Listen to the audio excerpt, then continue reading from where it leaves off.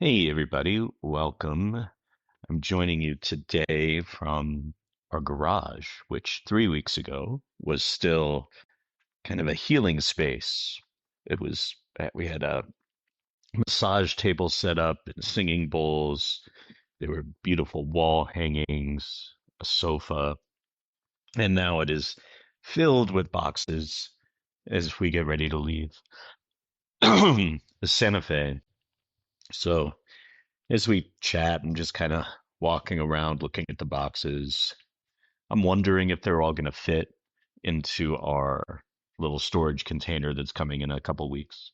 And I wanted to hop on and record something quickly because I've been thinking a lot about vibrational intelligence, which we've been talking about for the last couple episodes, I think, and why it feels so urgent and important to me to really start, at least for me, to use this language and to land my work and my focus inside the container that the language creates, that the vibration of the language creates. And I think it's because for as long as I can remember, it's never felt when I'm doing consulting or training, whether it's storytelling, even breath work, um, definitely financial consulting, right? Each one of these has occurred in its own silo over the years, sometimes on the same day. It's never felt like I'm having the deepest, most interesting, most impactful conversation possible.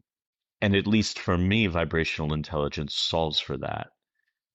As an example, so many times I'll be in a storytelling workshop helping organizations with their story, and they're good, powerful, powerful stories. But I can still feel as they work with the story and go to implement it that there is a disconnect between their energy and the energy of the story that they want to tell, or a disconnect between the vibration of their audience and the vibration of the story. And there hasn't really been language for that that isn't analytical. And we can't get at that vibratory aspect of connection through analytical language because it is so multidimensional in nature. And so, what VQ kind of opens up is the ability to introduce this idea of attunement that before we get to language, right? Because all language ultimately, if we trace it back far enough, comes from vibration, comes from a energetic impulse. If we're able to trace and attune to the relational vibration between, for example, an organization and their audience, or an executive director and their board, if we can get information from the vibrational quality of the relationship itself, the connection itself, then that informs everything else and is so much more efficient than going through, a 12-page workbook to surface ideas. If we go beneath the ideas, beneath the mental space, beneath the strategic space first, then those vibrations just kind of, it's a shortcut. And I've seen that happen in my own work and in people I've worked with one on one over and over and over and over again. That if we source strategy from vibration, right, from that level of like multidimensional impulse, then the strategies that come out are more efficient and more aligned every time. The stories that come out are more efficient and more aligned every time. They are alive in a way that mentally or strategically sourced information isn't. So that's one way it's useful. In coaching or even healing work, right? Over and over and over again, people will come in and they'll ask some question of, what do I do? Or I had this experience. How do I fix it? How do I fix it? How do I fix the part of me that is responsible for this dysfunctional dynamic, for example?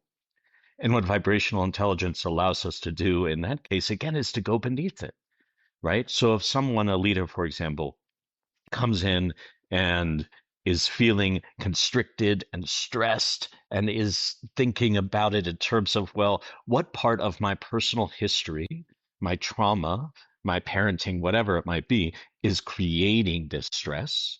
Or if they're not in therapy, maybe they come in and they say, what, how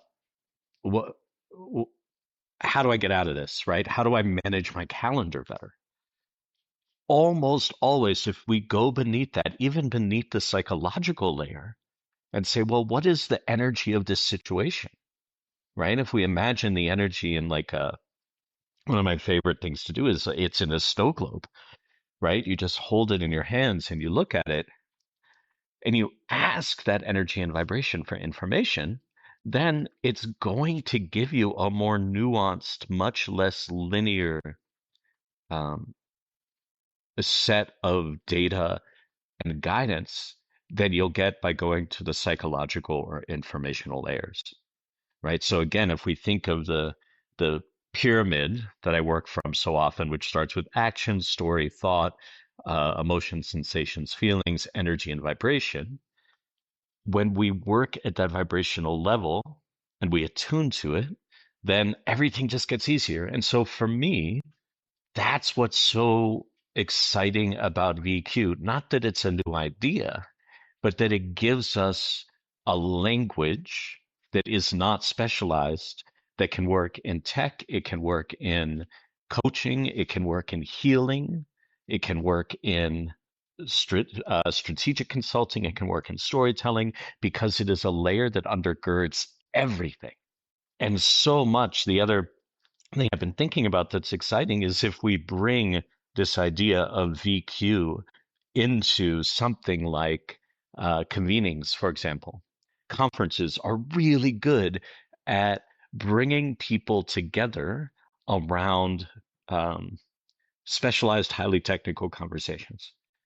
And I'm in no way suggesting that that's bad. I am suggesting that there's a huge missed opportunity there. And this is something I learned when I was facilitating breathwork for years in Los Angeles, was that over time, what I realized is that the breathwork practice itself was creating a coherent field in the group. It wasn't just about the individual healing.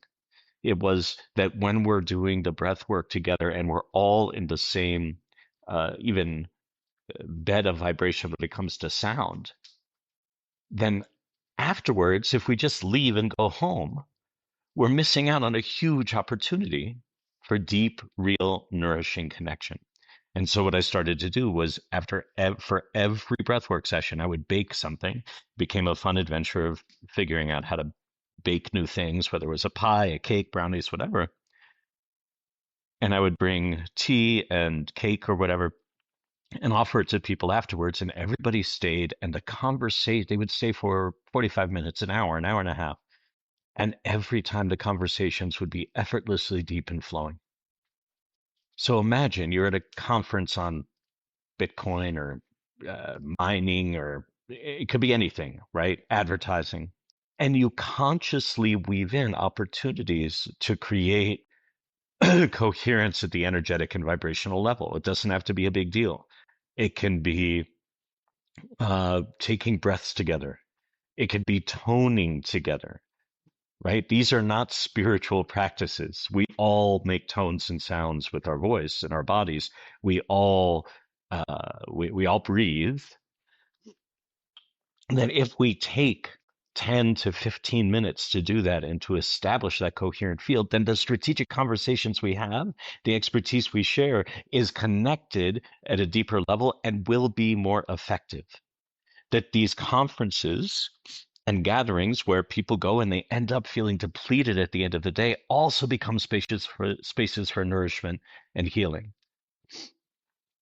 Up until now, the language that we've had for that has been deeply spiritual. Let's meditate. Let's, call spirit. Although I don't know that there would be an advertising conference that says that. And that language can be alienating to those of us who are educated in the West, in Western culture. And even if it's not alienating, it activates a different part of us because most of us have siloed off spiritual practice from professional spaces, if we have a spiritual practice. VQ creates a bridge. It just creates a semantic, energetic bridge where we can say, hey, we're going to practice vibrational intelligence. as a capacity that's going to enhance our leadership. And it, at least when I say that, what my body experiences is a sense of relaxation. I'm no longer trying to reconcile two different parts of my brain and experience. I'm able to hold them easily in the same container. So that's my hope for it. And it's why you'll probably hear me talking a lot about VQ as I continue to let it unfold and to begin to share it. Because the vision that I have of it, and my friend, we swap coaching sessions every week. He asked me, "What when you tune in to VQ, what do you see? Right? What does it want to be?"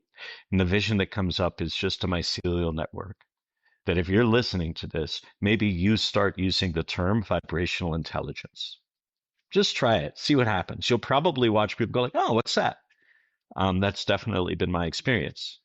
And folks who have been dealing with this, kind of like I have this tension between the spiritual and the professional, uh, may get very curious and experience a sense of excitement. So that's it. That's the invitation. I wanted to talk a little bit about what I find so exciting about this exploration, and also make that invitation that if you're listening to this, just start using the term vibrational intelligence. You could send people to the VQ quiz, which is just at storyandspirit.org/VQ quiz, and they slowly start to use the language, because at least to me, in my nervous system, in my mind, it just makes sense. So that's it for this episode. I think this was pretty short. Let's see how long I talked for. Yeah, 12 minutes. Um, Thanks for listening, everybody. I'm excited to continue this conversation with you, and talk to you soon.